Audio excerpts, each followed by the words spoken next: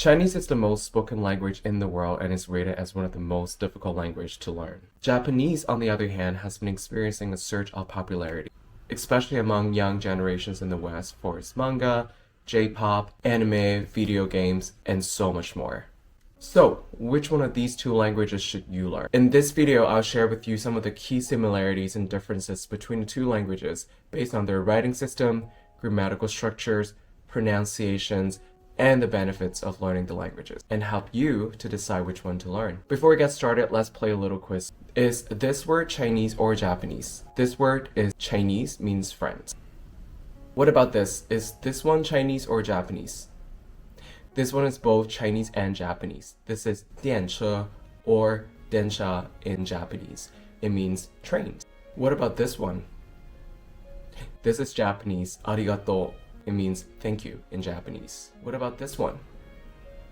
This is both Japanese and Chinese. It can be sui in Mandarin or mitsu in Japanese. It means water. As you can see, Chinese and Japanese can share some very fundamental similarities, especially in their written systems. But why? As a matter of fact, Japanese and Chinese belong to two different language families. Japanese belongs to a Japonic language family, while Chinese is a Sino-Tibetan language. This means that they have different origins and evolved independently. Japanese borrowed a vast number of words and characters, kanji, from Chinese throughout the history. This influence is significant, but it does not mean that Japanese is a direct descendant of Chinese. Japanese uses three writing systems: hiragana, kana, and kanji. Kanji is logographic characters borrowed from Chinese, each representing a word or a concept. Hiragana and katakana are phonetic script similar to alphabets, whereas in katakana is usually used for foreign words, emphasis, or proper noun. Whereas in Chinese, it follows logographic system. Each character represents a word or a morpheme. There's no phonetic scripts. One kanji in Japanese can have multiple readings. However, one Chinese character can only have one reading. Grammatical structure. Japanese follows an SOV word order. For example, 私は本を読みます. In this case, 私 is the subject, 本 is the object, and 読みます, which is to read, is the verb. Whereas in Chinese, it follows an SVO word order, which is subject, verb, object. For example, 我读了一本书. 我 in this case is subject, 读 is verb, 书 is object, is the verb. Besides the word order, how they express different tenses is vastly different too. Japanese verbs are highly conjugated. They change forms based on tenses, mood, and politeness level. Past tense, they're usually formed by adding suffixes to the end, like ta, mashita, deshita, to the verb stem. For example, taberu is the original form of the word to eat, and when it changes to past tense, it becomes tabeta, which means ate. And if you want to express it in a more polite form, you say tabemashita. However, Chinese verbs are a lot more simple, and they change a lot less to indicate past tenses. To express past tense, you usually add the particle le to the end of the verb. For example, 吃 is to eat, and when you want to say ate is 吃了.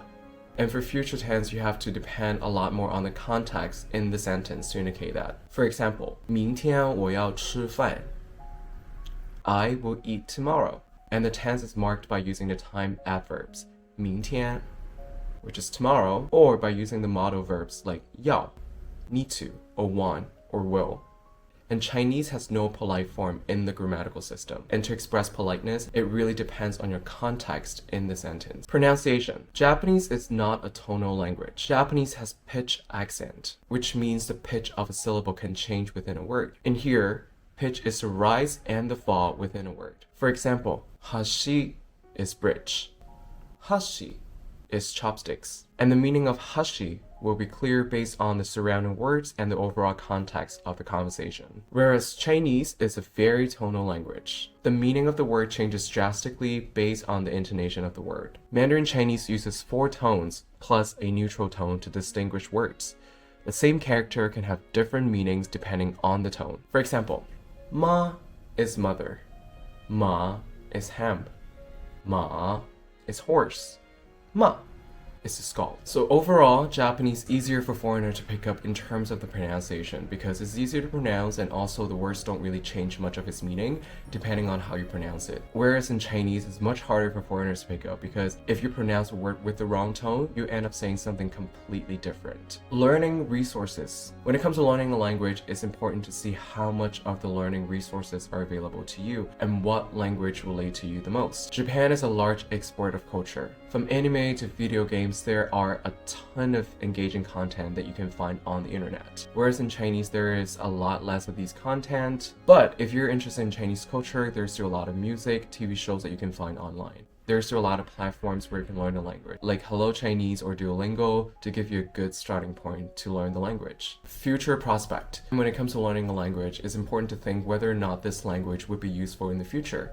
For learning Japanese, Japan is still one of the strongest economies in the world. It has a very strong presence in technology, manufacturing, video game industry, finance, and so much more. And cultural influences like we talked about, anime, manga, J-pop, they're still continuing to enjoy the popularity around the world. And they create different industries and hence different jobs that are contributing to that. And they usually demand very high Japanese language skills to be able to work in those industries. And if you're interested in tourism industry, they usually hire quite a lot of foreigners who are bilingual in Japanese and English or some other languages as well. So it's important for you to be able to speak some Japanese. However, the downside of it, the population of Japan is shrinking, which could impact the economic growth in the future quite significantly. And hence, the future demand for Japanese language might decrease. And also, Japanese has quite limited global reach. While Japanese culture enjoys international popularity, Japanese is pretty much only spoken in Japan, and the language reach is pretty much confined within East Asia. Whereas for Chinese, the total number of Chinese speakers is estimated over 1.3